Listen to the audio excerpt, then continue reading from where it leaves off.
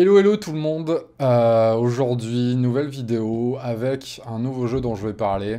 Bon, j'en ai un peu parlé dans dans mon top de l'année 2022, donc ça a déjà commencé à être spoilé. Donc c'est un énorme jeu, hein, bien sûr, comme le veut la chaîne. Ça sera Splendor Duel. Donc voilà. Pourquoi parler de ce jeu? Parce que c'est mon jeu en duel préféré probablement. Et je voulais un peu parler des mécaniques de design qui font que je trouve que c'est super réussi. Sachant que je suis pas spécialement un grand fan du Splendor normal. Même si je trouve ça bien en termes de design et tout. Mais je sais pas, j'ai jamais été très impliqué par ce jeu-là. Et le duel, c'est un peu en hasard puisque je l'ai offert à ma copine. Je savais qu'elle allait aimer pouvoir jouer avec d'autres gens, mais je savais pas que moi j'allais aimer pour le coup. Mais j'étais quand même curieux du jeu, j'en avais entendu pas mal de bien. Donc Splendor Duel, ça ressemble à ça une fois que c'est installé. Bon, ceux qui connaissent le Splendor de base reconnaissent pas mal de similitudes. Mais dans les grandes différences, déjà on voit l'espèce de plateau de ressources là. L'espèce de plateau de ressources ici qui fait qu'en fait on peut prendre trois gemmes qui se suivent, on peut même les prendre en diagonale, ou on peut prendre en or et réserver une carte. Et en fait, dès qu'il y a un espace ou dès qu'il y a un or qui... Donc quand il y a un or, évidemment, on peut pas prendre trois gemmes dont l'or. L'or, on est obligé de le prendre à part. Et dès qu'il y a un espace, on peut plus prendre les trois gemmes qui suivent là. Par exemple, si je mets un espace là, je peux pas prendre ces deux. Donc déjà, premièrement, ça crée un peu une tension autour de autour de l'obtention des ressources. Parce que du coup, il y a un peu on peut pas forcément prendre toutes les ressources dans l'ordre qu'on veut, il faut vraiment qu'on priorise. Puis du coup, évidemment, on peut deny aux adversaires les ressources qu'ils voudraient, même si c'est pas un truc que je fais beaucoup. Par contre, ce qui se fait beaucoup, c'est de prendre l'or et de deny une carte, clairement. Ensuite, on peut voir directement aussi qu'il y a des perles, ici. Ça, c'est une nouvelle ressource qu'ils ont rajoutée, qui n'a pas de réduction, et qui est en fait relie à pas mal de cartes, comme on peut le voir. Donc on va y revenir après, mais la perle est assez importante. Et du coup, autour de ce plateau de ressources, il y a un autre truc qui se joue aussi, c'est que le joueur qui remplit ce plateau de ressources, en fait, à chaque fois qu'on dépense les ressources, on les met dans un petit sac, et quand quelqu'un remplit le plateau de ressources, il donne un parchemin est donné à l'adversaire, et ce parchemin, ça permet de prendre en début d'action une ressource gratuitement. Donc voilà, on a tendance à beaucoup jouer l'interaction là-dessus et à vouloir remplir le plateau en dernier pour pas donner le parchemin à l'adversaire. Et donc déjà, il y a une interaction assez intéressante là-dessus que moi j'aime bien jouer, de vraiment retarder l'échéance de remplir le plateau de ressources ou alors de le remplir vraiment au moment où ça va être le plus opportun. Par exemple, imaginons, j'ai déjà un parchemin, je sais qu'il y a les deux perles dedans, je remplis, avec mon parchemin, je prends la perle, et en plus de ça, dans les trois ressources, je prends la deuxième perle, et donc du coup, tu dénailles complètement à l'adversaire la fameuse perle. Donc elle peut être remplacée par un or, mais quand tu prends un or, tu prends qu'une seule ressource en fait. Donc il y a tout ce petit jeu-là de tempo qui est très intéressant. En plus de ça, il y a des nouvelles conditions de victoire. Donc, il y a les 20 points, voilà, un certain nombre de points de victoire. Il y a maintenant avoir 10 points dans une colonne.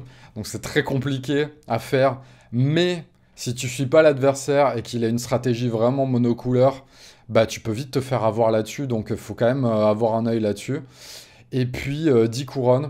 Donc, on voit qu'il y a des cartes qui ont des couronnes maintenant. Et en fait, au bout de 3 couronnes, on gagne un des personnages. Au bout de 6, on gagne un deuxième.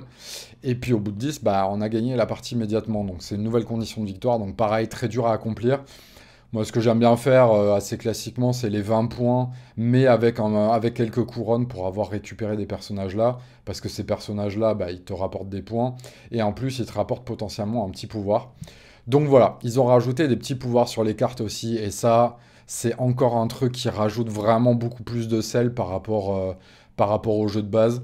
Donc tu as un petit pouvoir pour rejouer, un pouvoir pour gagner un parchemin, donc qui fait gagner une ressource, et un pouvoir pour piquer une ressource à l'adversaire. Donc pareil, ça peut être assez cool pour aller récupérer une ressource dont on a besoin et empêcher lui de le faire perdre un peu de tempo. Par exemple, on a vu une carte qu'il a récupérée avec un or et on sait qu'il a besoin d'une ressource blanche pour la poser, bam, on lui pique. Donc il va être obligé de faire une action pour aller récupérer des ressources avant de pouvoir poser sa carte. Parce que ça, je ne l'ai pas dit, ça n'a pas changé, mais les actions, c'est toujours prendre des ressources, ou un or, ou poser une carte. Donc ça n'a pas changé. Et donc voilà. Pareil, un peu sur l'installation des cartes de niveau 1, niveau 2, niveau 3, il y a un peu une arborescence, il y a 5, 4, 3. Donc ça c'est pas mal aussi parce que ça permet d'avoir plus de ressources niveau 1 accessibles qui vont créer ton moteur. Donc ouais, pour ceux qui connaissent pas le principe, à chaque fois qu'on pose une carte avec une gemme de couleur là, bah, on a une réduction sur, par exemple, on a posé une carte blanche, bah, on a une réduction après sur toutes les gemmes blanches. Donc c'est comme ça que le moteur du jeu de base fonctionne, ça n'a pas changé. Donc toutes ces subtiles modifications par rapport au jeu de base, qui ont a priori été rajoutées en grande partie par Catala, qui a été ramené sur le projet par le designer principal. Le jeu duel, à la base, c'était une volonté de l'éditeur, mais vraiment le développement a réellement démarré quand il y a eu cette idée du changement de placement des ressources, de la prise des ressources, avec une espèce de plateau de ressources en fait. C'est vraiment ça qui a lancé le développement du duel et sa progression, on va dire. Donc il y a beaucoup de différences assez subtiles qui pour moi rajoutent une flavor qui me manquait beaucoup au jeu de base. Bah, typiquement ces petits pouvoirs, des conditions différentes, cette interaction sur la grille au milieu. Et puis le fait qu'il soit à deux, en fait, le fait qu'il soit à deux, ça fait que tu surveilles vraiment ton adversaire, en plus de toi, ton plan de jeu, et t'as vraiment cette interaction non agressive, mais très, bah, comme j'aime beaucoup en fait les jeux de duel où il y a une course, quoi. Vous savez que je suis un grand fan d'Ark Nova.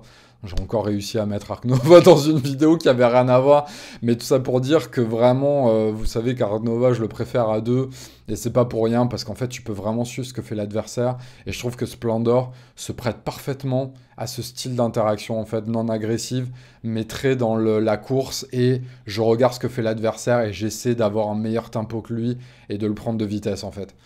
Et c'est ça qui est hyper intéressant, et en fait, au fur et à mesure que tu joues, je pense que j'ai pas loin de 50 parties en moins de 2 mois. Donc c'est pour dire que j'ai vraiment beaucoup joué le jeu. Je pense que c'est clairement depuis décembre le jeu que je joue le plus. Parce qu'aussi il a un format qui s'y prête parfaitement. C'est une petite boîte, il dure une demi-heure. C'est très fluide. Tes actions sont très courtes à chaque tour. Donc il y a ce côté vraiment, tu joues de manière très dynamique. Et bah, chaque partie a vraiment son potentiel de dilemme assez différent, même si les enjeux restent toujours les mêmes. Bah, tu as des cartes différentes, tu as des moteurs différents qui vont se lancer, les ressources vont pas se présenter de la même manière. Et puis voilà, moi j'ai tendance à regarder un peu les cartes niveau 3, à voir un peu s'il y a des patterns de couleurs qui se rejoignent, et à essayer de commencer à faire une stratégie à partir de ça, en récupérant des cartes niveau 1. Donc voilà, donc tu as des gens qui vont être assez agressifs sur les couronnes, d'autres plus sur les cartes qui permettent de rejouer. Enfin voilà, il y a vraiment tout un tas de petits pouvoirs qui permettent vraiment de changer les sensations de jeu et puis te donner des approches un peu différentes. Et chaque joueur va avoir un peu ses façons de jouer un peu différentes, donc c'est très intéressant là-dessus aussi. Mais clairement, il y a quand même un truc, vu que c'est un jeu quand même de vitesse, il faut assez rapidement aller chercher des cartes qui te coûtent pas trop cher pour lancer des moteurs les plus rapidement, je pense. Donc voilà. Splendor Duel, bah, en termes d'édition, c'est assez brillant aussi parce que comme je disais, c'est une petite boîte, ça coûte 20 balles. Le matos est assez qualitatif. T'as des tokens en plastique comme ça. Je sais pas si on voit mieux là-dessus.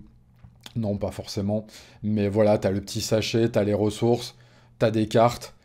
Et puis tu peux l'amener où tu veux en voyage et tout. C'est ultra simple à sortir. Nous, on l'a sorti dans des salons de thé, dans des cafés. Enfin, t'as envie de jouer à un jeu rapidement. Bam, tu sors Splendor Duel. Ça prend pas beaucoup de place sur une table. Et pourtant, ça a une profondeur pour un jeu d'une demi-heure que j'ai rarement vu. Oui, il y a Manbug qui est sorti en ce moment aussi en jeu duel de cartes, qui a une très belle profondeur sur un tout petit paquet de cartes. Mais étonnamment, on a beaucoup plus sortir Splendor Duel parce que ça correspond plus à des mécaniques de jeu que j'aime beaucoup, qui est bah, un moteur de cartes très rapide, très intuitif.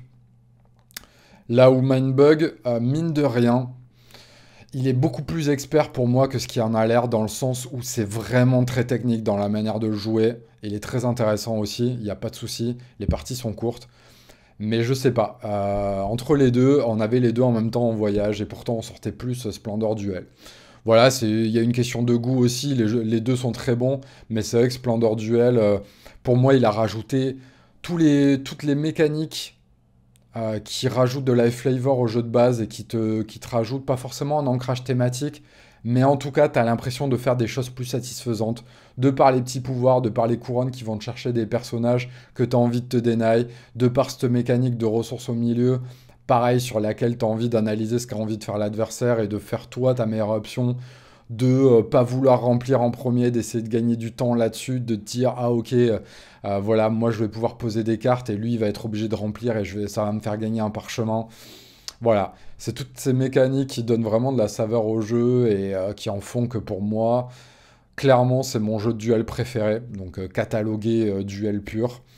Je pense que c'est le jeu à l'heure actuelle, en moins d'une demi-heure, que j'ai envie de sortir en premier, très clairement.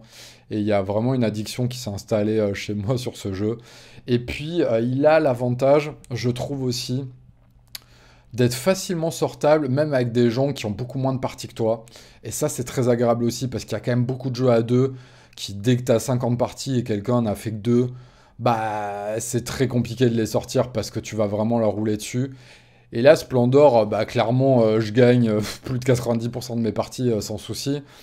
Mais c'est très agréable, même pour une personne qui a moins d'expérience dessus, parce qu'il y a cette mécanique assez pure du Splendor de base, du moteur qui est assez facilement compréhensible par n'importe qui, et il a un côté instinctif qui est vraiment...